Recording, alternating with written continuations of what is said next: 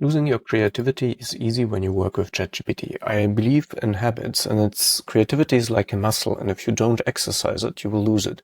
Now, the easiest thing to do when working with ChatGPT is just to enter a query. Let's say you want to create a creative scene, like an image with, let's say, ideogram, and you want to get an idea from ChatGPT what to do. I'll give you an example of how not to do it first. Here's my prompt. Basically, I'm just telling it what I want the result to be, and then I'm asking for 3 ideas. And of course, it will give me 3 ideas, and these will be interesting, nice ideas like this money portal.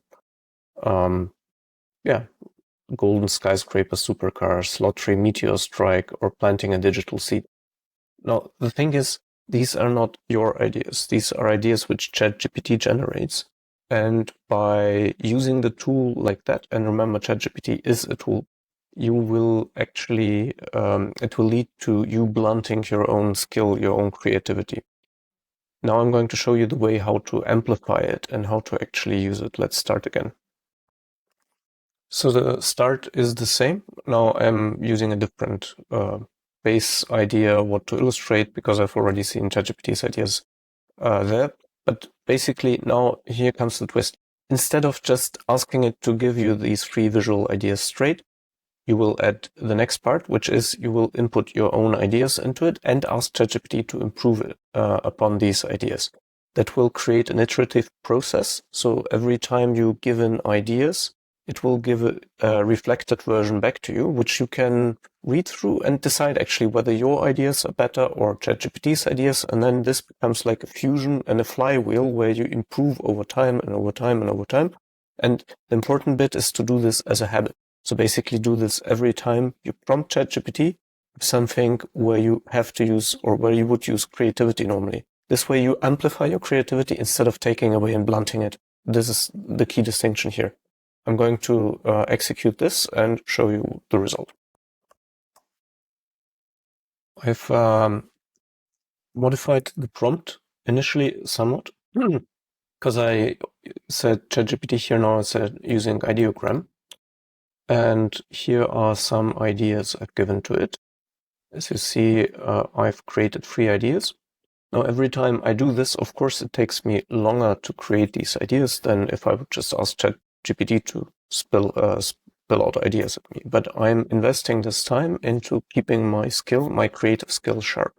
Besides, I find there's like this initial resistance, but if you actually chat with ChatGPT, you don't have to be perfect. And this keeps improving your ideas, your creativity over time, because you then kind of like train yourself to snap out 3 interesting ideas. I had another idea in there, by the way, where I started to do like a zebra and a zebra crossing, but I thought, okay, like I can't really connect it to this whole financial protection thing. But that was another interesting creative thing. Okay, so here we have 3 ideas, and I'm going to throw them into ideogram. I'm going to do mine, and then I'm going to do the ideas which ChatGPT suggested. And the way I do it is, as I say, to tell ChatGPT what I want to do, and then adding my ideas and asking ChatGPT to improve them. And so it will give me refined versions of the concepts. I will not read this to you.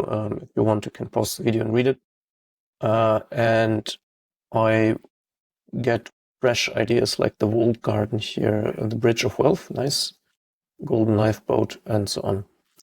I'm going to show you these ideas in ideogram really quickly, and then I'm going to give you another tip. Here's the results for, as you see, actually, ideogram even improved the prompt by using this magic prompt thing. And yeah, it's kind of the way I imagine that it would be more dark outside and glowing inside. And it, of course, need Fortress Financial Weather Any Storm. Nice company name. Here's the second idea.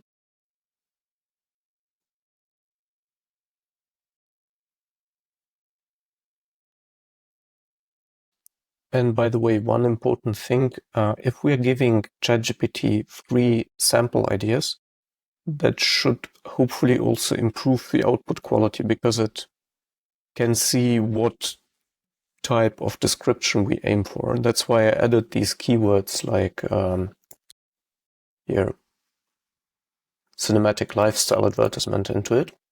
That's something I've picked up with Ideogram that will give a certain feel to the image. There's also Hasselblad death style and stuff, and you kind of pick it up by looking at other generations and what other people have used. Let's have a look.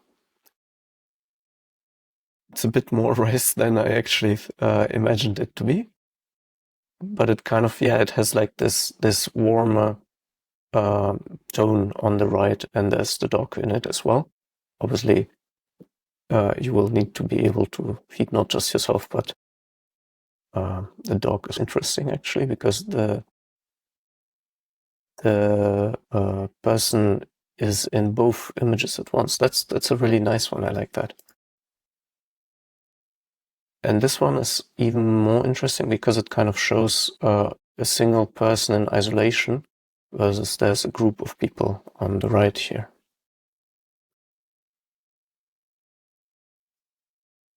And the kitchen is run down as I imagine it. Yes, that's nice.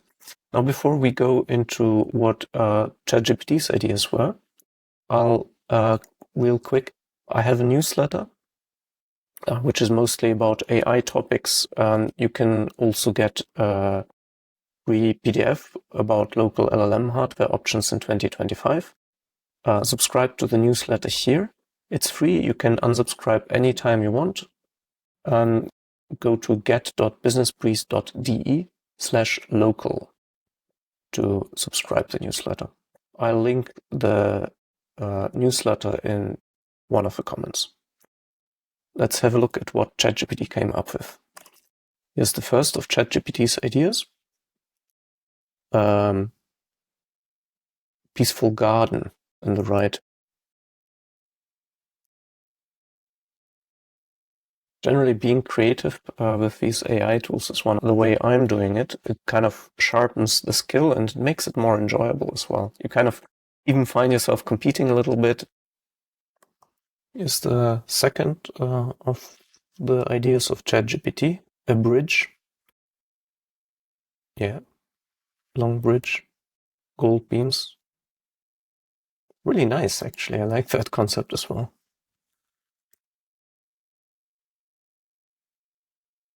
Please remember, and I would be really interested in your feedback. Which ones of the ideas did you like most? Did you like one of my ideas, the original 3, or one of ChatGPT's ideas? Post in the comments below and be honest.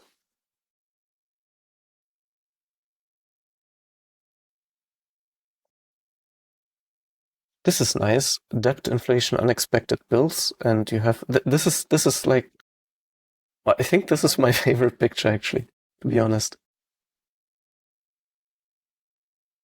Specifically also because they have a child, they're protecting the child, it's a golden boat, and there's like this god ray from the clouds above. It's really nice. It's also good. I hope I didn't influence your opinion just now. And make sure to subscribe to my newsletter, get.businessbreeze.de/local. Thank you for watching. Yeah, now of course there's the bonus which I promised you. Let's see. This is about applying the same concept, but to, let's say, less creative tasks in order also to train your memory and to improve your approach. Let's say I'm cooking something. Again, I'm telling it first what I want to do. And now here, my question is about the right sequence to do it in. I'm going to ask it about the sequence, but I'm also going to tell it what sequence I think would be good. So already I'm making a prediction, what I think would be good, which kind of forces me to think a little bit more about it.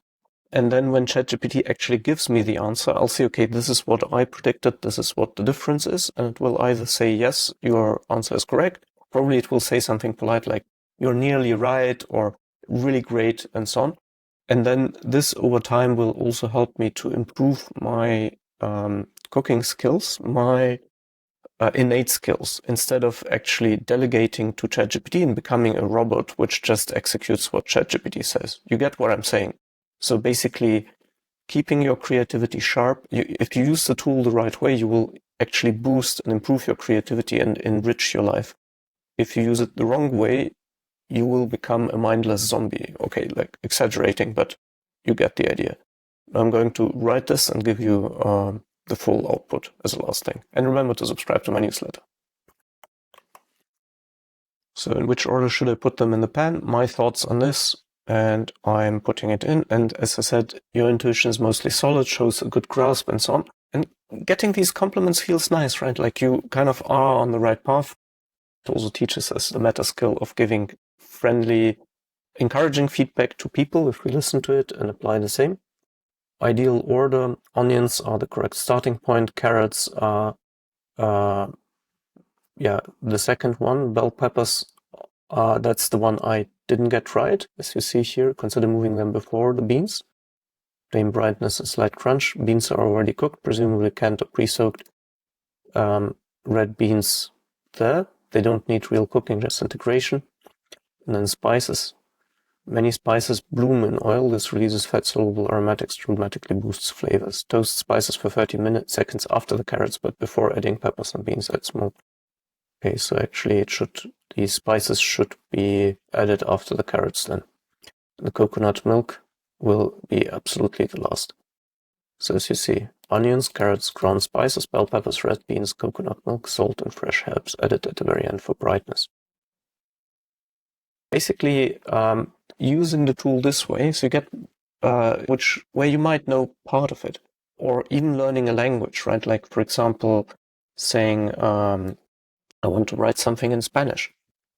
Okay, I'm not going to give you another example, but basically, you will be able to improve your skills dramatically if you use ChatGPT as a sparring partner and you already give it some, even half-baked answer, no pun intended. And then it will come back to you with the right answer or better answer. And you'll be able to improve your skills, sharpen your creativity, improve your cooking skills, jog your memory, make all these connections, learn and improve. This, from my perspective, is the right way to use ChatGPT. I hope you enjoyed this video. Again, please subscribe to my newsletter, get.businessbreeze.de/local. Looking forward so much to seeing you again on the channel. Thank you and have a great day.